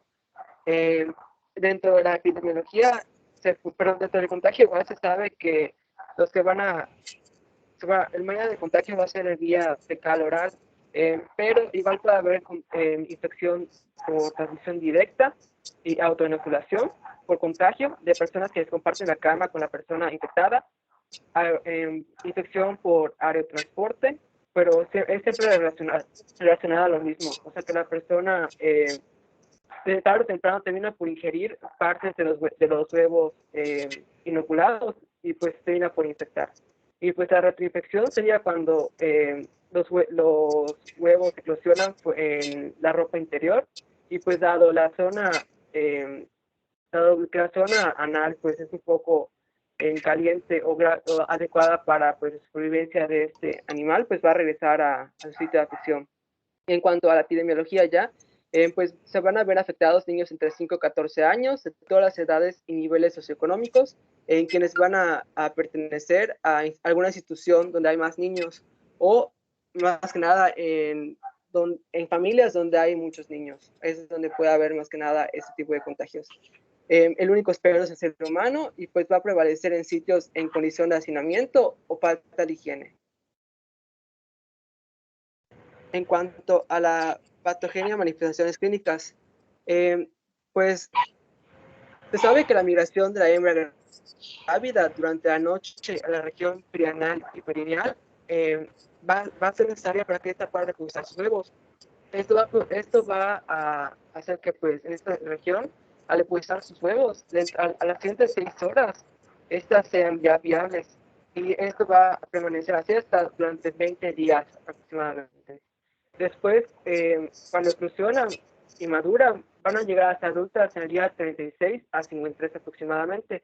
Y este ciclo corto que tienen ellas, pues va a favorecer a las reinfecciones y el parasitismo crónico. En cuanto a la patogenia como tal, pues se sabe que no hay lesiones macroscópicas en el intestino y la mayoría de los síntomas y manifestaciones se van a deber a la estimulación mecánica del arrastre del parásito dentro del intestino hacia la cavidad anal, hacia fuera de la cavidad anal y la zona perineal, y a la irritación que va a ser provocada por reacciones alérgicas. Dentro de las manifestaciones clínicas que va a referir el paciente puede ser prurito anal, nasal y vulvar debidas a las reacciones de hipersensibilidad al parásito, el prurito perianal o anal, propiamente dicho, de predominio nocturno, y trastornos del sueño, en el que el niño no puede dormir bien debido a la molestia a rascarse. Y pues el signo de sospecha clínica va a ser el fluido perianal en nocturno. Para el diagnóstico de la oxidasis se va a necesitar indicar, bueno, primero que nada, ante la sospecha del diagnóstico, se les indica a los padres que se les realice al niño el método de Graham, el cual consiste en un raspado perianal que va a realizar la química o el químico con una cinta adhesiva que se va a colocar en la región anal, donde se va a colocar después esa cinta en lo que vendría haciendo un cristal para poder visualizar ya como tal el oxiuro. En dado caso de que esta prueba se va a hacer la primera vez, y en dado caso de que sea negativo, se va a repetir hasta 3 veces. En caso de que no sea, de que se mantenga negativo, pues tengo entendido que ya no se repite la prueba, se descarta el diagnóstico. Pero si desde la primera prueba ya tenemos positivo, podemos proseguir al tratamiento. ¿El tratamiento en qué va a consistir? Va a consistir en albendazol de 400 miligramos vía oral con un refuerzo a las 2 semanas. Ese sería el tratamiento de primera lección. La segunda lección sería un albendazol, 100 miligramos en igual, bueno, el Nelson decía dosis única, pero que igual se puede dar una segunda dosis dentro de 2 semanas, perdón. La tercera opción será el Pirantel, 11 miligramos por kilogramo vía oral, con una dosis máxima de 1 gramo, igual con un refuerzo las 2 semanas. Ese tratamiento se tiene que indicar tanto para el paciente, tanto como las personas quienes viven con él, ya que no tiene caso pues nada más tratar al paciente, si igual los demás posiblemente están infectados.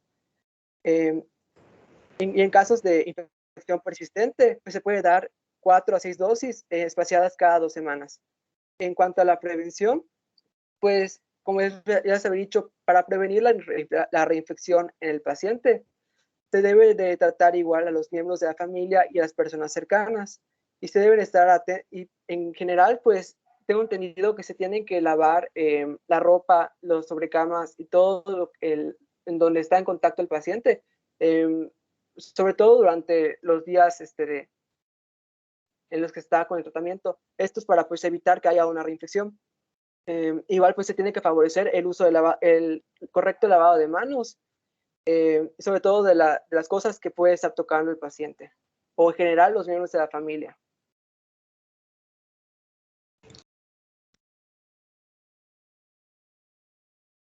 Y eso es usted, doctor. Está silenciado.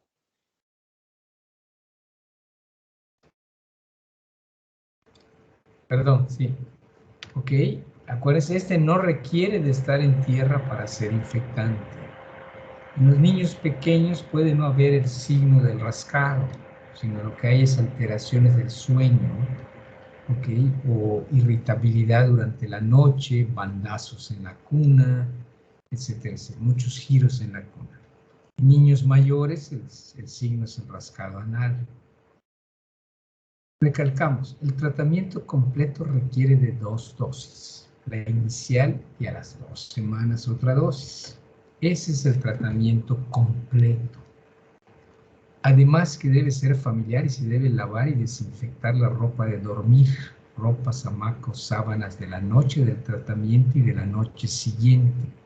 Y a las 2 semanas a repetir el tratamiento igual. ¿Por qué? Porque pueden haberse caído ahí los huevecillos, ¿verdad? Y entonces la ropa ser la contaminante. Nuevamente una sola dosis solamente reduce la cantidad de la infección. ¿Okay? No es el tratamiento completo. Entonces el tratamiento completo requiere 2 dosis, tratamiento familiar y el manejo de la ropa de dormir, incluyendo la hamaca, las sábanas de dormir. Si duermen en hamaca, tienen que lavar la hamaca. No hay otra manera para eliminar precisamente y no se esté recontaminando el niño, porque no requiere de la tierra para ser infectante. Entonces, este es el tratamiento completo que así debe ser. Yo me acuerdo de este caso de la niña que me llega a la mamá con el bichito porque se lo extrajo de su orificio vaginal. Al bañarle ella vio el bichito vio el parásito, ¿verdad? Un arrocito, lo metió a un frasquito y con ello llega al consultorio a consultar. Muy asustada porque ella dice, es que ya la desparasité 2 veces. ¿Okay? Ella tenía la sintomatología de rascado anal, la llevé con un médico, le dieron tratamiento de una sola dosis. Otra vez empezó a tener las molestias la niña, la llevaron con el médico, con el médico, le dio otra vez una sola dosis. Y esta era la tercera vez y preocupada porque además migró el parásito y se va de meterse, regresarse por el anito, pues se fue más adelante, ok, se lo encontró allá. Y entonces me lo llevo, ¿verdad? Y entonces le di este tratamiento así como lo ven ustedes y por escrito. Así, ¿okay? Nada más quitándole la mayúscula. Aquí se las pongo a ustedes para resaltar. ¿Okay? Y le quité lo de completo. El tratamiento consiste en 2 dosis, una inicial y repetirla en 2 semanas. Además que tiene que tomar la familia al mismo tiempo y se debe lavar toda la ropa de todos, no solo de la niña. También de los adultos, no sabemos dónde anda el bichito, dónde anda el parásito. Y desapareció la niña, ¿no? De repente, en otra ocasión, como a los 6, 7 meses, algo así, regresa por otro problema. Ya regresó directamente conmigo por otro problema y le pregunté, como tenía yo el expediente, le pregunté, oye, y no, doctor, que ya quedó muy bien. Es más, me dice, los niños de mi vecina tenían el mismo problema. ¿Cómo se llaman los niños de su vecina?, le pregunté. Y me dijeron el nombre y los apellidos. Lo busco en mi base de datos y no están. No vinieron conmigo, fueron con otro. No, doctor. Les di el tratamiento así como usted me dijo, ¿verdad? Y también les fue muy bien a ellos, etcétera y todo. Y entonces le dije, vamos a dividir. No, doctor, no le cobré nada. Pues muy mal. Debió usted haber cobrado por la consulta que usted dio. Y la mitad de eso era para mí porque utilizó mi receta. Son de bromas, decía yo a la señora, ¿verdad? Pero ok. Porque yo es lo que esperaba era que me lo mandara, ¿verdad? Que me los mandara para que yo le diera el tratamiento, pero ok. Resulta que ya daba consulta y tratamiento de oxirasis ella en todo su vecindario. ¿Ok? Todos sus conocidos que le dijeran que tuvieran un problema similar. ¿Okay? Entonces, nada más insistimos, ¿verdad?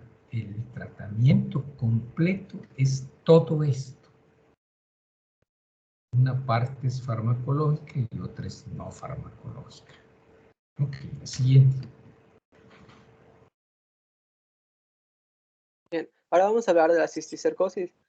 Esta, pues como tal, se va a definir como una infección debida a la ingesta de quistes larvarios de Taenia solium. Esta va a ser epidemiológicamente pues, más frecuente en sitios donde hay cercanía de granjas o contacto con material fecal humano de personas quienes pues, estuvieron infectadas. Hay que diferenciar cisticercosis de neurocisticercosis, en el sentido de que la cisticercosis pues, va a ser la infección propiamente dicha en cualquier sitio periférico. Y la neurocisticercosis pues, va a deber sobre todo a la infección con síntomas en el sistema nervioso central. Pero bueno, en el Nelson, pues como tal, se hace referencia a la neurocisticercosis en todo lo que es el capítulo, ya que pues es una afección que puede provocar problemas a largo plazo en el niño, sobre todo porque provoca en más del 30% epilepsia en ellos. Entonces, en esta parasitosis, pues la forma infectante es el cisticerco que se ingiere. Se requiere de un huésped intermediario. Este puede ser propiamente el cerdo, donde pues se va a encontrar el cisticerco en sus músculos y después el humano lo come cuando no está bien cocida la carne, o en una persona humana quien pues come la carne y pues digamos que en sus heces se encuentran los quistes y pues por vía anal bucal, pues toca cosas y pues puede pues terminar por infectar a otras personas. En cuanto a la fisiopatogenia y las manifestaciones clínicas, bueno, aquí tenemos que como tal, la cisticercosis va a producir varias reacciones. Durante la fase quística, digamos que se va a encontrar todavía vivo el cisticerco, intacto sin respuesta inflamatoria o celular. Durante ese periodo de tiempo, pues digamos que el paciente va a estar asintomático, no va a tener ningún síntoma. Pero durante el tiempo en el que se encuentre en forma de quiste, el cisticerco puede producir una compresión en algún sitio, sobre todo en lo que viene siendo ¿cómo se llama? Los ventrículos, produciendo en dado caso una obstrucción y produciendo síntomas de hidrocefalia, síndrome de hipertensión endocraniana. O igual puede producir convulsiones focales en dado caso. En dado caso de que este quiste dentro de largo plazo pues se comienza a degenerar, va a producir inflamación, lo cual puede producir de inflamación sobre todo dependiendo del sitio donde pues se encuentra la degeneración, pudiendo ser a nivel del sistema nervioso central, medular o en algún otro sitio, pero con mayor frecuencia, a nivel del sistema nervioso central. La otra opción puede ser que se calcifique el quiste y que no haya ninguna respuesta inmune y que el paciente se quede asintomático durante toda su vida. Como tal, la cisticercosis no produce ninguna lesión macroscópica a nivel del intestino. Si hay presencia de otros síntomas como diarrea, constipación, dolor abdominal, náuseas y mareo, estábamos diciendo que en realidad el paciente no tiene cisticercosis, sino que tiene teniasis. Y como tal, el primer síntoma que va a referir los padres del paciente en este caso sería las convulsiones focales. Una de las complicaciones que con mayor, creo que sería todo esta parte.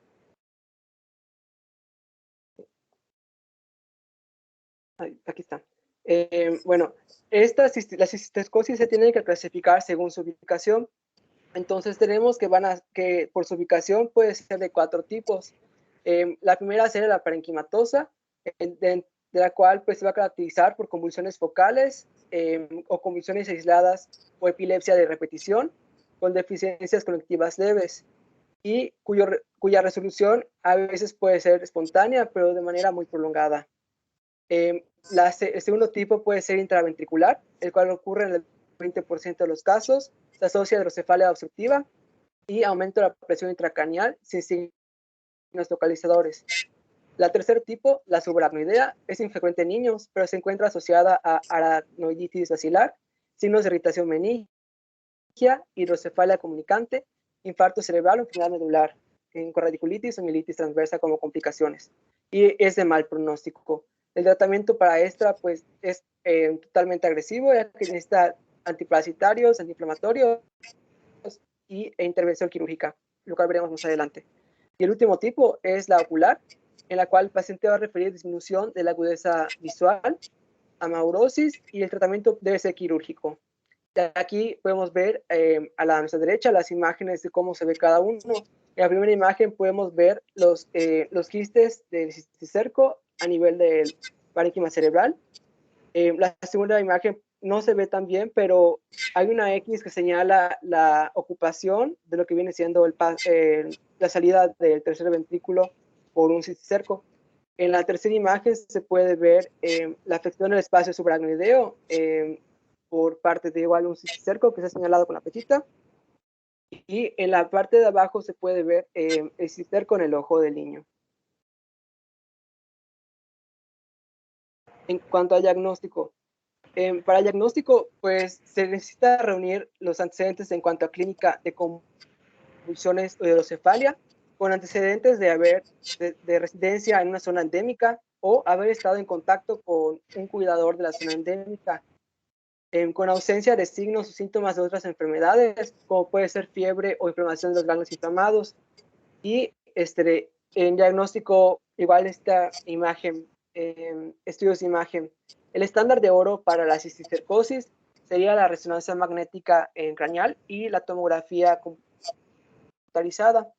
La resonancia magnética pues permite como tal encontrar el signo patognomónico que vendría siendo el protoscolex, igual localizar y visualizar de manera adecuada los quistes, identificar la inflamación circundante y detectar las complicaciones como puede como la aracnoiditis basilar. Y la tomografía computarizada, por otro lado, permite identificar las clasificaciones de quistes parenquimatosos y solitarios.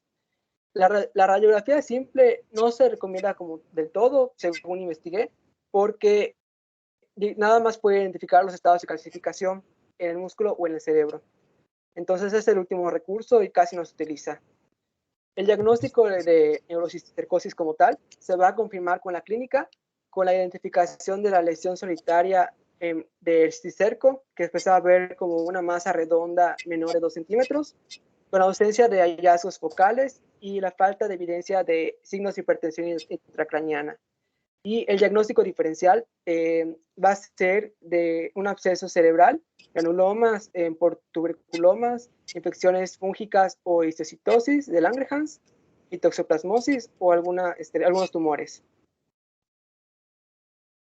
Y aquí están las imágenes de cómo se ve por medio de una resonancia magnética a los cercos, a la derecha, y a su izquierda con la tomografía computarizada.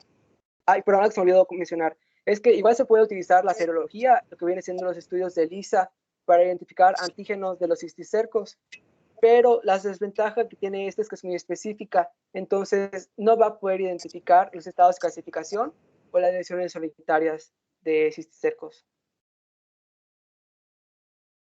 Ok, algunas consideraciones. No da diarrea ni fiebre. La comida yucateca se caracteriza por ser carne bien cocida, por lo que el riesgo es bajo. Si no hay eclosión y muere, se calcifica y nunca da síntomas, y se vuelve un mero hallazgo radiológico tomográfico. Si está vivo y entero, es asintomático, a menos que obstruya o esté muy grande. Si muere y eclosiona, entonces da la reacción inflamatoria y según el sitio serán las manifestaciones como ya nos mencionaron. La siguiente.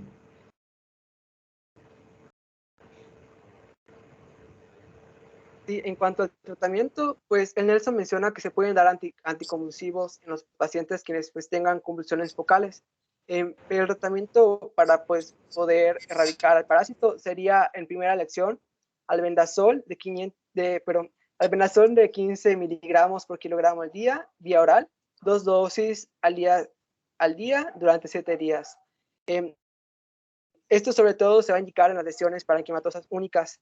Sin embargo, igual decía el Nelson que el tratamiento puede llegar a ser de meses y a usar dosis altas de hasta 30 miligramos por kilogramo al día. La segunda elección sería la combinación de albendazol con praziquantel, que se va a dar sobre todo en lesiones múltiples y va a ser con una dosificación de 50 a 100 miligramos por kilogramo al día, vía oral, 3 veces al día durante hasta 28 días. Y en algunos, igual se recomienda dar cimetidina, esto para reducir el primer paso del albendazol y de los glucocorticoides. Y igual se le puede sugerir a los padres que cuando den el albendazol, que lo den con alimentos grasosos. Esto es para que pues se pueda favorecer la absorción del medicamento y pues pueda tener mejor respuesta. En cuanto al tratamiento de sostén, pues se recomiendan los glucocorticoides para disminuir la desinflamación. La primera elección es la prednisona, vía oral, 1 a 2 miligramos por kilogramo al día. La segunda elección es la dexametasona, vía oral, 0,15 miligramos por kilogramo al día. Estos antes de administrar el antiparasitario durante al menos 2 semanas. Eso sobre todo para, como se había dicho, disminuir la respuesta inflamatoria en dado caso de que se muriera el parásito en sistema nervioso central. Y la tercera opción de tratamiento sería el tratamiento quirúrgico, el cual pues consiste en una derivación del líquido cefalorraquídeo o una extirpación del cisticerco, sobre todo cuando se encuentra en localización ventricular. Ok, pues vamos con algunas consideraciones. Debido a que destruirá el cisticerco y puede eclosionar, el tratamiento inicial se recomienda que debiera ser siempre en el hospital. ¿Por qué? Porque si yo produzco una reacción inflamatoria y el niño se pone a convulsionar, esto sobre todo si el paciente es de una comunidad, si el acceso es difícil al hospital, si no hay transporte, no tienen transporte, los papás dependen del transporte público, pues entonces tener este cuidado de que es mejor darlo dentro del hospital, porque ahí tengo todo para manejar por lo que pueda suceder. ¿Ok? El esteroide disminuye la respuesta inflamatoria, como nos dijeron, si es necesario se utiliza anticonvulsivante, ¿verdad? Una sola dosis cada 6 meses no es útil para prevenir este problema, ya lo vieron, aquí el tratamiento todavía es mucho más prolongado, puede llevarse incluso 28 días. La localización ocular es prácticamente siempre quirúrgica, puesto que el riesgo de dar el tratamiento podría ser dejar ciego al paciente. Cuando yo lo destruya, si produce una reacción inflamatoria, como sucede con el cisticerco, pues a nivel de ojo puede dejar ciego. El siguiente, por favor. Perdón, había más usted, doctor. Ahí. ¿Había más? Sí, estos dos abajo. ¿La que sigue? Ah, no, creo que lo dijo. Bueno, ya para terminar, en cuanto a la prevención de la cisticercosis, pues la primera sería rechazar el consumir carne o dar carne al niño que se encuentre cruda, no se encuentre cocinada de manera adecuada. Pedir que se haga... ¿Perdón? Carne de cerdo, cruda. Sí, carne de cerdo cruda. O que no se encuentre en un estado de cocción adecuado. Entonces se debe sugerir que se cocine de manera exhaustiva la carne de cerdo. Igual se debe dar tratamiento a los portadores del gusano, sobre todo sobre todo al cerdo, perdón. Esto es más como que veterinario, pero pues se sugiere para las zonas endémicas. La cuarta recomendación sería pues igual tratar a los animales que son intermediarios, el cerdo, y en cuanto a las personas, pues dar tratamiento con plasticuantel para prevenir a los que se encuentran en el círculo cercano al paciente. Siguiente. ¿Cómo puede llegar el paciente a consultar? Puede llegar asintomático de cualquier edad para control. Y entonces calificamos el medio salubre y servicios sanitarios. Si es bueno, acuérdense, los que nos los pueden dar son Giardia, Amiba y Oxyuros. Si es malo, pues todas. ¿Ok? Si está sintomático, cualquier edad, y generalmente llega porque no quiere comer o con dolor abdominal inespecífico. Y entonces hago la pregunta, sin fiebre, ¿ok? Y con diarrea, pienso en Giardia. Si tiene diarrea crónica, pienso en Giardia. Si no tiene fiebre ni diarrea, pero tiene prurito anal, insomnio, urticaria nocturna, sí es Oxyuros. Si no, es un bruxismo neurológico. El castañeteo de dientes o bruxismo es una causa frecuente que las abuelitas antiguas digan tiene parásitos. Y no es así.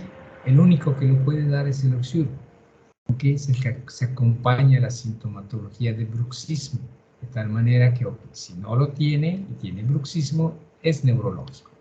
¿Okay? Como comerse las uñas. La siguiente. Se las voy a dejar por hoy muy rápido, ¿verdad? Y me pregunto, ¿tiene disentería sin fiebre? Amibas y tricocéfalos. ¿Tiene con fiebre? Amibas y el diferencial es Shigella. ¿Ok? Tiene mayor de 6 años con hepatomegalia, con fiebre, sin ictericia, es absceso hepático mediano. Con o sin fiebre, pero si hay ictericia, pues hepatitis viral o el causado por otros agentes. ¿Ok? Tiene signos neurológicos sin fiebre, cisticercos o diferenciales con la epilepsia idiopática y los tumores cerebrales. Es con fiebre, meningoencefalitis y convulsión febril sería el diagnóstico diferencial. ¿Ok? Para que además del cisticerco. ¿Ok? El cisticerco es sin fiebre. Es con fiebre, es otra patología. Ok, te vas con las otras. La siguiente, por favor. Les dejo los cuadritos, no los vamos a discutir, nomás los estamos diciendo que es el complemento del repaso de los estudios complementarios según las posibilidades solo para confirmar o para búsqueda de complicaciones. Para todos copro, 1 positivo para diagnóstico y tratar, 3 negativos para no tratar. A mí ofrezco trofozoitos para diagnosticar y tratar, quistes para poder y tratar posteriormente.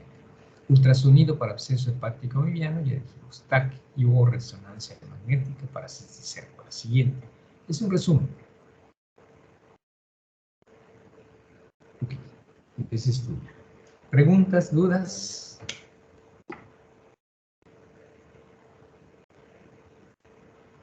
Si no, pues creo que en el resumen se resuelven algunas de cómo voy a ir catalogando, cómo sistematizo, ¿verdad?, el análisis para una parasitosis cuando estoy ante un paciente.